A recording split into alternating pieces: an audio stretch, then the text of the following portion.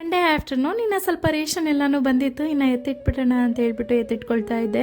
ಇನ್ನು ಅಕ್ಕಿ ನಮ್ಮ ಮನೇಲಿ ಅಷ್ಟಾಗಿ ಖರ್ಚಾಗಲ್ಲ, ಹಾಗಾಗಿ ಬೆಳ್ಳುಳ್ಳಿ ಜೊತೆ ಈ ಥರ ಲವಂಗನ ಸಿಕ್ಸ್ಬಿಟ್ಟು ಸ್ವಲ್ಪ ಪಲಾವ್ ಎಲೆನ ಹಾಕ್ಬಿಟ್ಟು ಮಿಕ್ಸ್ ಮಾಡಿ ಇಡೋದ್ರಿಂದ ಬಿಳಿ ಹುಳುಗಳ ಥರ ಆಗೋದಿಲ್ಲ, ಸುಮಾರು ದಿವಸನೂ ಇಡ್ಬೋದು. ಇನ್ನು ಲಾಸ್ಟ್ ಮಿನಿ ವ್ಲಾಗಲ್ಲಿ ನೀವೆಲ್ಲರೂ ಒಂದೇ ಪ್ರಶ್ನೆನ ಕೇಳಿದ್ರಿ, ನಿಮ್ಮ ಕಿಚನಲ್ಲಿ ಇಟ್ಟಿರೋ ಸ್ಟ್ಯಾಂಡ್ನ ಎಲ್ಲಿ ಪರ್ಚೇಸ್ ಮಾಡಿದ್ರಿ ಅಂತ ಹೇಳ್ಬಿಟ್ಟು.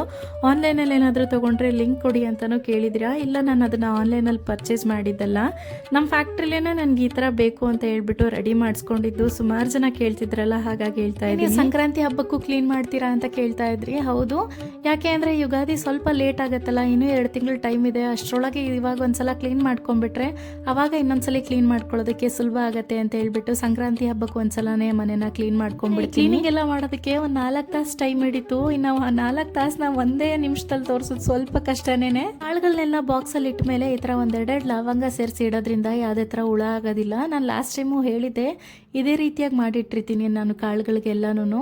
ತಿಂಗಳಿಗೆ ಒಂದ್ಸತಿ ಈ ಥರ ಮಾಡಿಟ್ಕೊಂಡ್ಬಿಟ್ರೆ ಆಲ್ಮೋಸ್ಟ್ ನನಗೆ ತಿಂಗಳವರೆಗೂ ನನಗೆ ಮತ್ತೆ ಕೆಲಸ ಇರಲ್ಲ, ಕ್ಲೀನಾಗೇ ಕಾಣಿಸುತ್ತೆ. ಒಗ್ಗರಣೆ ಸಾಮಾನೆಲ್ಲನೂ ಒಂದೇ ಬಾಕ್ಸಲ್ಲಿ ಹಾಕಿಡೋದ್ರಿಂದ ನನಗೆ ಒಗ್ಗರಣೆ ಹಾಕ್ಬೇಕಾದ್ರೆ ಸುಲಭ ಆಗ್ಬಿಡುತ್ತೆ.